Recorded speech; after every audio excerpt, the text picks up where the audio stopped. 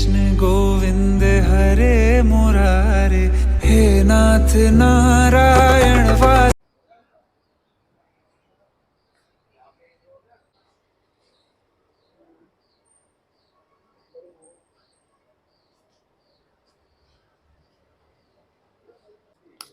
जय गौ माता, जय गोपाल, वंदे गो मातरम। आशा करता हूँ आप सभी ठीक होंगे।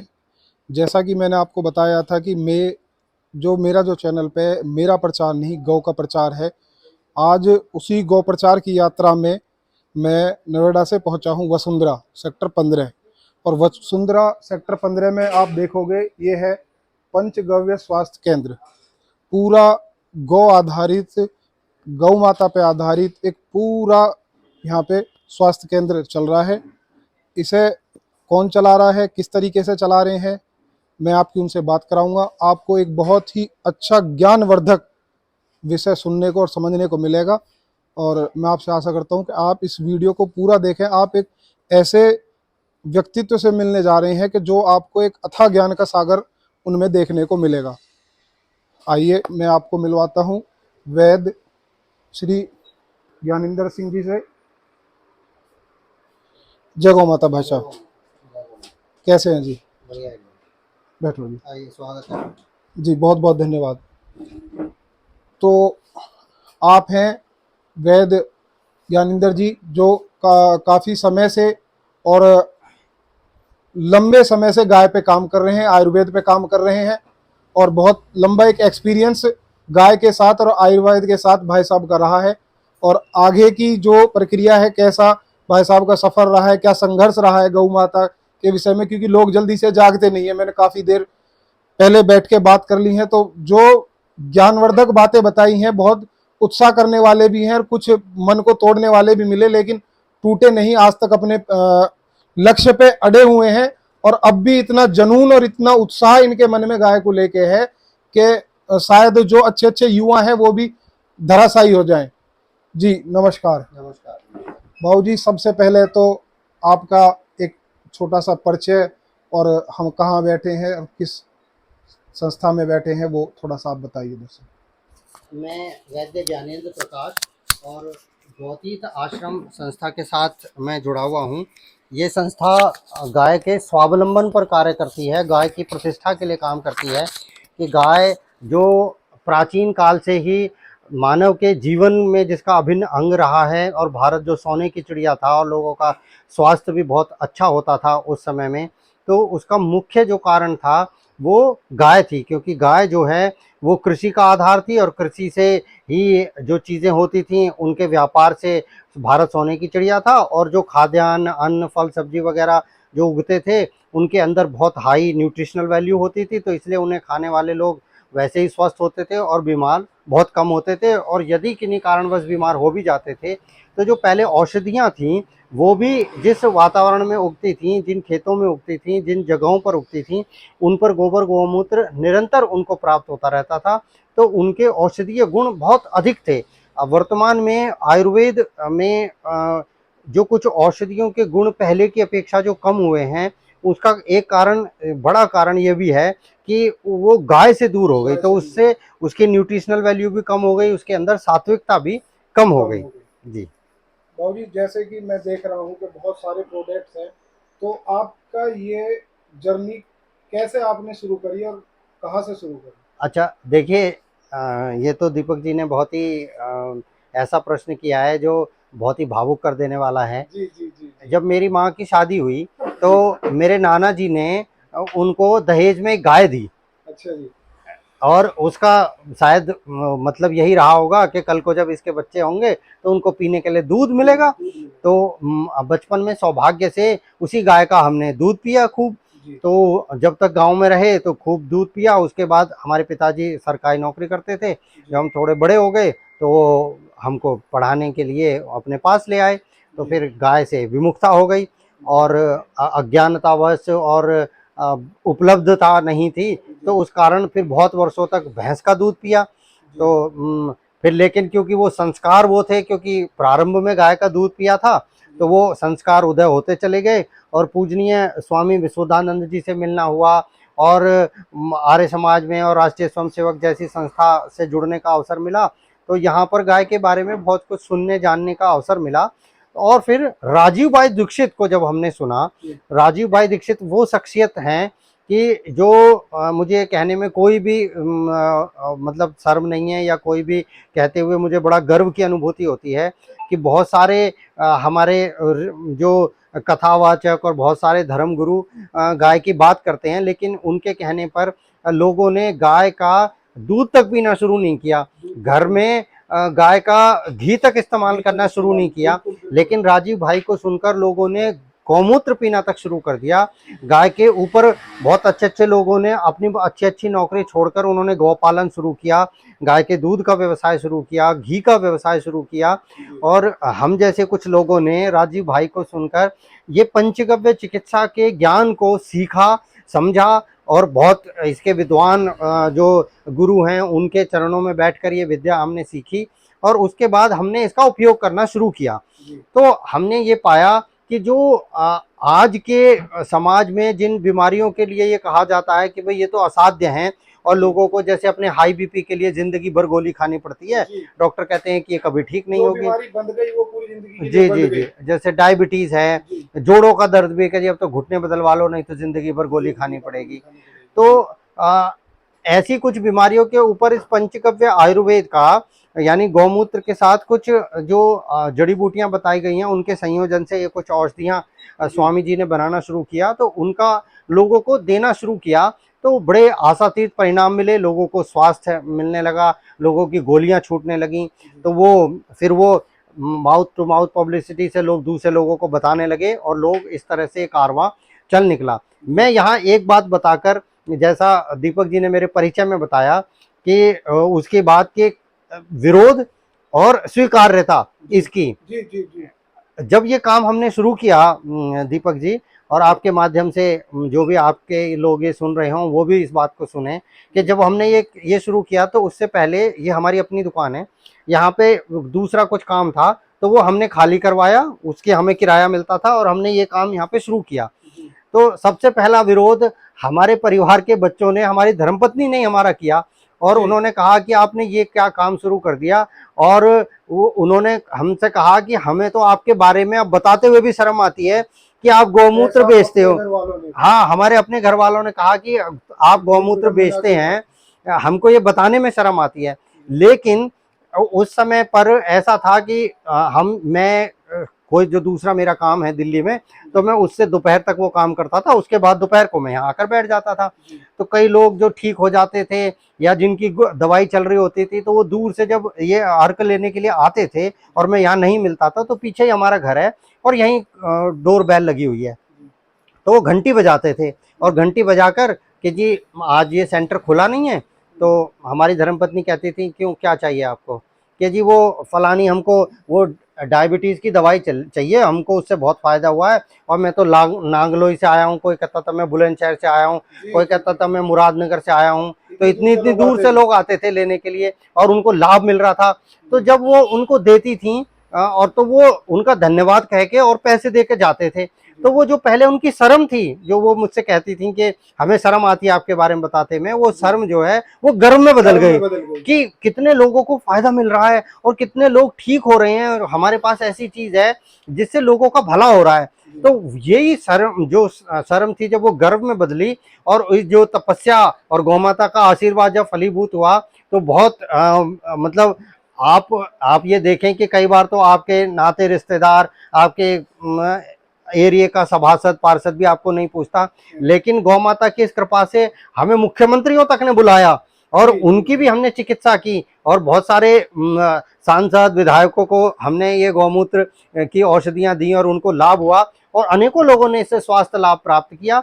और स्वास्थ्य ही लाभ नहीं प्राप्त किया, वो गौमाता से भी जुड़े, उन्होंने गाय का महत्व समझा, और वास्तव में जो गौ की प्रतिष्ठा है यानी गाय की वैल्यू उन्होंने समझी। तो परंतु ये काम बहुत धीरे धीरे हुआ, शायद हमारी तपस्या में उतने ही प्रयास थे, परंतु मैं सबको ये अपील करना चाहूँगा कि आप इसको अपनाइए। ये चिकित्सा पद्धति या गाय से जो जुड़ना है, इससे आपको लाभ ही लाभ होगा। इससे मतलब जिसके दर्शन मात्र से लाभ होता हो, क्योंकि उसके अंदर इतनी एनर्जी है, जिसके स्पर्श मात्र से इतना लाभ होता हो, आपकी जो बीमारियां हैं, आपका जो हेल्थ बजट है वो कम हो जाएगा। आपके बीमार होने के जो साल में आमतौर पे लोग 10-15 दिन बीमारी रहते हैं किन्हीं किन्हीं कारणों से, तो वो धीरे धीरे खत्म हो जाएंगे। हमारे परिवार में 4 लोग हैं, हम 2 बच्चे और पत्नी और मैं। तो हमारा, आपको जानकर ताज्जुब होगा कि 4 गोली का भी खर्चा नहीं है, कोई डॉक्टर का खर्चा नहीं है।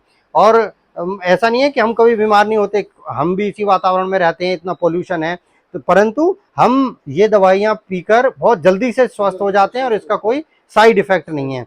संस्थान ने ये एक बहुत ही सुगंधित और मीठा गौमूत्र बनाया है, तो इसको बच्चे भी पी सकते हैं, महिलाएं भी पी सकते हैं, और पीने से इसको बिल्कुल पता नहीं चलता कि ये कोई गौमूत्र है। तो ऐसे ये औषधियां हैं, ये विस्तार में फिर कभी आपको इनके बारे में बताएंगे।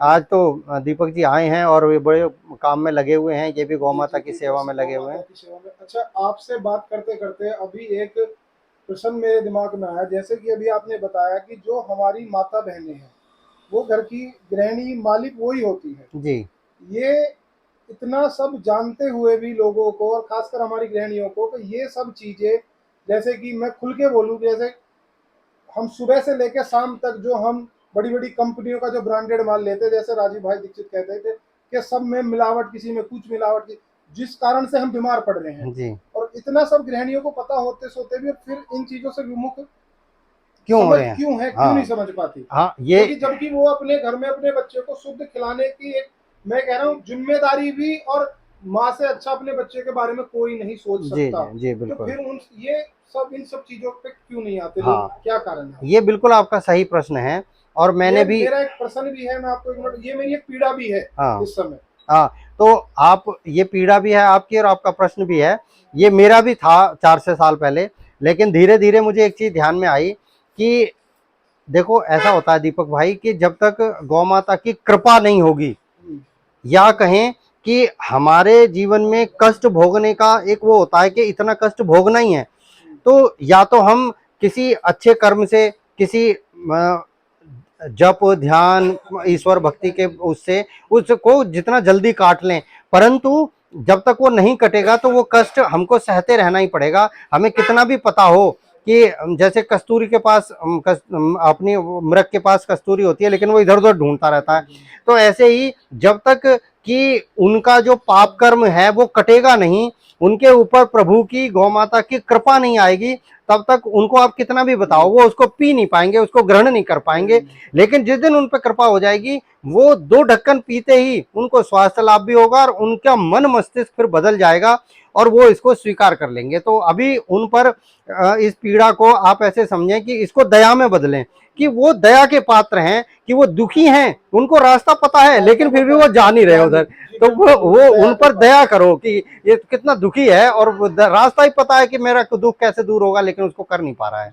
अच्छा जी, जैसे मैं ये बात करूं, जैसे हमारे सामने बहुत सारे सिरप और दवाइयाँ रखी है, तो एक सूक्ष्म में, मतलब हमारे पास किस किस चीज़ों का उपचार जो जिससे लोगों को बिल्कुल एकदम जी बेनिफिट्स हुए हैं? जी जी जी, देखिए हमारे वैसे तो 40 तरह की डिफरेंट डिफरेंट बीमारियों की हमारे संस्थान ने ये गौमूत्र बेस्ड दवाइयाँ बनाई हैं, परंतु 5-6 तो ऐसी बीमारियां हैं जिसमें बहुत जल्दी से रिजल्ट मिलता है। जैसे लीवर की बीमारी, फैटी लीवर, क्योंकि शहरों में खान पान ऐसा रहता है, हम अच्छी किस्म का तेल घी नहीं खाते हैं, तो फैटी लीवर हो जाता है, शारीरिक श्रम नहीं करते, तो लीवर का बहुत अच्छा ट्रीटमेंट है। 1 बोतल पीने से ही बहुत सुधार हो जाता है, और 1 महीने में तो आप टेस्ट भी करा लीजिए, उसमें निश्चित रूप से सुधार आ जाता है। हाई बीपी की समस्या में भी बहुत अच्छा रिजल्ट है, बढ़े हुए कोलेस्ट्रॉल में बहुत अच्छा रिजल्ट है गौमूत्र बेस्ड इन दवाइयों का, और अस्थमा में बहुत अच्छा रिजल्ट है, क्योंकि गौमूत्र जो है वो कफ की बहुत अच्छी औषधि है। तो अस्थमा यानी आयुर्वेद के अनुसार ये बिगड़ा हुआ कफ है, तो अस्थमा में जो ये हमारा ब्रीथॉन नाम का एक अर्क है उसका बहुत अच्छा रिजल्ट है। और डायबिटीज जो आजकल महामारी की तरह बढ़ता जा रहा है, और लगभग लगभग लोगों में अज्ञानतावश या और कुछ क्या कहें, मतलब ऐसा हो गया है कि उसको स्वीकार सा ही कर लिया है कि डायबिटीज है तो क्या हो गया। मैं ये कह रहा हूँ बाबूजी, कुछ लोगों को ऐसा होता है कि मतलब इलाज को भी एक स्टेटस से जोड़ दिया है। स्टेटस से जोड़ अगर हम लेते हैं। किसी से कहे कि मैंने एक डॉक्टर से, गली के डॉक्टर से दवाई ले ली, या हालांकि उसकी 10 20 साल की प्रैक्टिस हो, तो लोग उसको भी उसके स्टेटस से जोड़ देते हैं। हाँ। अरे यार कहाँ पागल हो रहा है, बड़े बड़े अस्पताल में हॉस्पिटल, जाओ, वहां जा, इसमें हाँ जा, हाँ उसमें जा। हाँ हाँ। मतलब लोगों की मानसिकता बिल्कुल हम्म। एकदम गलत हो नहीं, चुकी है लोगों एकदम। को इतना तक हो गया है कि बीपी की गोली खाना, डायबिटीज की गोली खाना, वो भी उन्होंने स्टेटस सिंबल बना लिया है कि मैं तो डायबिटीज की गोली खाता हूं, मैंने कोई बहुत बड़ा काम है ये। तो वो तो डायबिटीज भी अगर थोड़ा सा खाने पीने पे संयम किया जाए और कुछ दिनों तक निरंतर ये गौमूत्र से बनी हुई औषधि ली जाए, तो शरीर में जो धातुएं कम हो गई हैं, जो इम्बैलेंसेस हो गए हैं, जो पैंक्रियाज हमारी निष्क्रिय हो गई है, वो सक्रिय हो जाती है। और मतलब 10 में से 8 लोगों की दवाइयां छूटी हैं और वो ठीक हुए हैं। डायबिटीज भी ठीक हुई है, अस्थमा भी ठीक हुआ है, जोड़ों के दर्द भी ठीक हुए हैं, लीवर की प्रॉब्लम भी ठीक हुई है, और कोलेस्ट्रॉल भी उनके कंट्रोल हुए हैं। बुखार में भी हमारी जो ये फीवरेक्स दवाई है, इसका इतना अच्छा रिजल्ट है कि आमतौर पर बुखार की गोली जो खाते हैं तो उसके बाद पसीने आते हैं और बहुत कमजोरी लगती है। तो ये दवाई पीने के बाद इसका कोई साइड इफेक्ट नहीं है। गौमूत्र बेस्ड ये दवाई है, इसको पीने से बुखार तीसरी चौथी डोज तो पीने की जरूरत ही नहीं पड़ती, दूसरी तीसरी में बिल्कुल ठीक कर देता है ये, और कोई कमजोरी नहीं लगती, कोई मतलब ऐसा लगता ही नहीं कि बुखार होके चुका था। क्यों, ये बहुत अच्छी एंटीपायरेटिक दवाई है, आयुर्वेद का लाइसेंस लेकर हमने इसको बनाया है। तो इन सबको अपनाइए। ये कोई लाभ कमाने का या कोई बहुत अमीर बनने के लिए किए हुए काम नहीं है, ये सेवा के लिए किए हुए काम है। और जो इसको कर रहे हैं, दीपक जैसे भाई लोग इस काम को जो कर रहे हैं, तो ये अपना बहुत समय लगा रहे हैं, अपना जीवन लगा रहे हैं, वरना ये और कोई भी काम कर लेते और बहुत अच्छे उसमें पैसे कमा लेते। लेकिन शायद परमात्मा, गौ माता इनको निमित्त बनाकर कोई अच्छा काम कराना चाहती है, तो ये इस तरह के हमारे पास भी आए हैं ढूंढते हुए, अपना समय भी लगा रहे हैं। तो हमें इन चीज़ों को अपनाना चाहिए, इनका उपयोग करना चाहिए। इससे हम भी स्वस्थ होंगे और गौशालाओं को भी स्वावलंबन मिलेगा। तो इससे पूरी प्रकृति का भी संरक्षण होगा, क्योंकि गाय बचेगी तो प्रकृति भी बचेगी, पानी भी बचेगा, हवा भी शुद्ध होगी, प्रदूषण भी कम होगा। तो हम सब में सहयोगी हो सकते हैं और स्वयं को भी स्वस्थ बना सकते हैं। तो आप इनको अपनाएं, ये मेरा संदेश है। जी, मैं ये कहना चाह रहा था कि जैसे कि अगर कोई आपसे मिलना चाहे तो आप एक बार अपना एड्रेस और फ़ोन नंबर अगर आप वीडियो में बता देंगे, जी मैं जी डिस्क्रिप्शन में डाल दूँगा, अगर आप भी बता देंगे तो। जी। ये गाजियाबाद के वसुंधरा में सेक्टर 15 में 749 plot number 749 sector 15 Vasundhara Ghaziabad में हमारा ये पंचगव्य स्वास्थ्य केंद्र है, जहाँ पर हम ये सब आप और देख रहे होंगे, ये पंचगव्य आधारित आयुर्वेदिक औषधि हैं, इनसे ही हम चिकित्सा करते हैं। और दोपहर 4 बजे से लेकर और रात को 8 बजे तक मैं यहाँ नियमित बैठता हूँ। मंगलवार अवकाश होता है हमारा, बाकी दिन हम यहाँ बैठते हैं। और लगभग जो असाध्य रोग हैं उन पर हम काम करते हैं, और बिना किसी साइड इफेक्ट के लोगों को स्वास्थ्य लाभ इससे मिल रहा है। तो और बाकी तो जैसा भाई साहब ने कहा, दीपक जी ने, कि वो नंबर उसमें डाल देंगे, आप कभी भी बात करके हमारे पास आ सकते हैं, हम आपकी सेवा के लिए तत्पर हैं।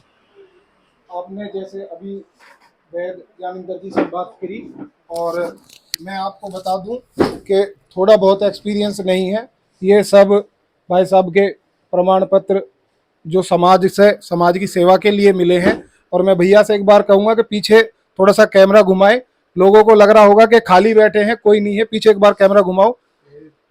पेशेंट आए हैं, पेशेंट लगातार रहते हैं, और फायदा भी लोगों को बहुत पहुंचता है, तभी लोग आते हैं।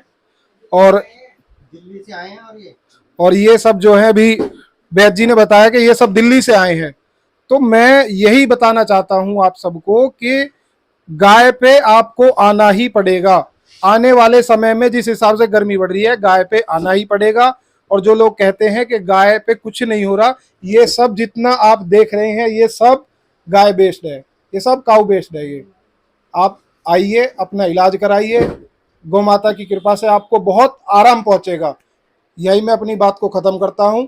जय गौ माता, वंदे गौ मातरम।